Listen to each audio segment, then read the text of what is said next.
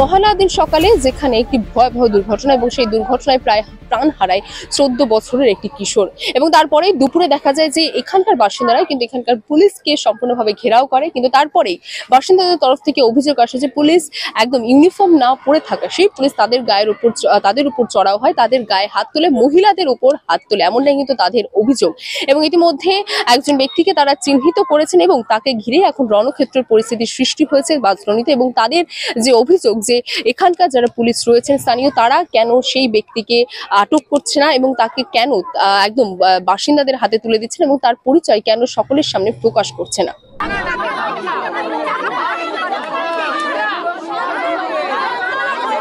উনি যে পুলিশ তার কি প্রমাণ? ওনার তো কোনো ইউনিফর্ম নেই, কোনো নাম প্লেটও লাগানো নেই, উনি তো গুন্ডাও হতে পারেন, পুলিশের ভাড়া করা গুন্ডা। উনি কি করে মহিলাদের গায়ে হাত দেয়? আর পুলিশ ওনাকে সেভ করছে কি কারণে? কি কারণে পুলিশ সেভ করছে? পুলিশের নিশ্চয়ই ওনার সাথে কিছু একটা মানে ওনার সঙ্গে হাত আছে, পুলিশ ওনাকে সেভ করছে। ওনাকে আমাদের হাতে ছেড়ে দিক, উনি যখন বলতেই পারবে না, ওনার নামও বলছে না, কোনো কথাই বলছে না, উনি চুপ রয়েছে, উনি একদম নীরব দর্শক, উনি ফোনেই কথা বলে যাচ্ছেন। ওনাকে আমাদের পাবলিকের হাতে ছেড়ে দিক, যা করার পাবলিক করে নেবে, যা বোঝার পাবলিক বুঝে নেবে। মহিলাদেরকে যেইভাবে নিয়েছে মহিলারা বুঝে নেবে, ছেড়ে দিক মহিলাদের হাতে। চাইছি ওনাকে শাস্তি দেওয়া হোক বা ওনাকে সাসপেন্ড করা হোক, কেন ওনার পুলিশ হওয়ার কোনো যোগ্যতা নেই। যেখানে একটা মানুষ একটা বাচ্চাকে যখন মারা হয়েছে, বাচ্চাকে একটা মহিলা যখন তুলছে, উনি কি করলো? ওনাকে গলা টিপে মারছে, খুব মেরেছে উনি, এমনকি মহিলার জামা ধরে টানাটানি করেছে। উনি পুলিশ কিনা আমরা জানি না, কিন্তু ওনাকে আমরা চাই ওনাকে কোনো শাস্তি দেওয়া হোক, নাহলে এখানে আমরা ছাড়বো না। মহিলাটা এখানে কোথাও আছে কিনা আমি ঠিক বলতে পারবো না, আমরা চাই ওনাকে কোনো শাস্তি দেওয়া। তাহলে এটাই কি দেখা যাচ্ছে না? এটাই দেখা যাচ্ছে তাহলে আমাদের কোনো নিরাপত্তা নেই, আমাদের বাচ্চা কাচ্চাকে এরকম মেরে টেরে দিয়ে চলে যাবে, আমরা কোনো প্রতিবাদ করতে পারবো না, বাইরে থেকে পুলিশরা আসবেন মেরে চলে যাবে, এটাই দেখাচ্ছে অবস্থা। তুমি দেখো রাস্তাটা তো এখানে ঢিপি ওখানে ঢিপি, কাল রাত্রিবেলা এই রাস্তায় করেছে। হ্যাঁ এইরকমই তো হয়ে আছে, আমরা এর জন্য তো এরকম করছি। স্কুল যাবে কোথা থেকে? এই রাস্তার জন্য, রাস্তার জন্য এটা হয়েছে। বাচ্চারা স্কুল যেতে পারে, চলে গেছে, ওনার এখানে আসার সাহস নেই। কেন? আজ এত বছর ধরে আমরা 4 বেলা আপ ডাউন করি, তো আমরা জানি যে এখান থেকে যাওয়া আসা কত কষ্ট আমাদের। পুলিশ ওনাদের পকেট ভরা, ব্যাস আর কিচ্ছু নাই। কেন বাচ্চারা স্কুলে যায়, স্কুল যাইতে পারে না এই রাস্তার জন্য, আমাদের কাজ বন্ধ হয়ে যায়।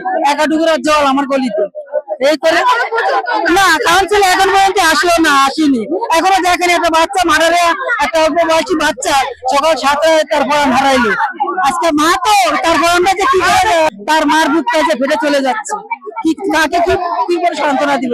আমাদের কান্না হচ্ছে, লোকের সান্ত্বনা পাওয়া ভুলেছে, সে যদি লাগতে যায় অভিযোগ গার্ড করছে। হ্যাঁ এটা কি আছে পুলিশের? ওনাকে গার্ড করবে, আর উনি আনি ইউনিফর্ম উনি কিভাবে বলে এটা একটা পুলিশ?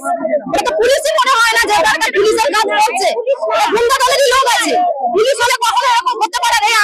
পুলিশগুলো কেন ওনাকে ঘেরে দাঁড়িয়ে রয়েছে? কেন আটকে রেখেছে? ওনাকে বেরোতে দিচ্ছে না, এটা নিশ্চয়ই কিছু পেয়ে আছে।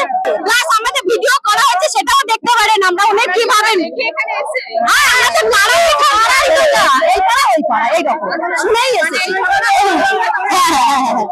আরজিকর কাণ্ডে যেখানে পুলিশের ভূমিকা নিয়ে বারবার প্রশ্ন উঠেছিল, বাসরুইতে সেই দুর্ঘটনা ক্ষেত্রেও কিন্তু একইভাবে পুলিশের ভূমিকা নিয়ে আবার প্রশ্ন উঠছে, আবারও কিন্তু পুলিশকে প্রশ্নের মুখে পড়তে হচ্ছে।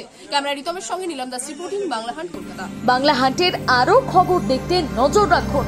বাংলা খবর মানেই বাংলা হান্ট।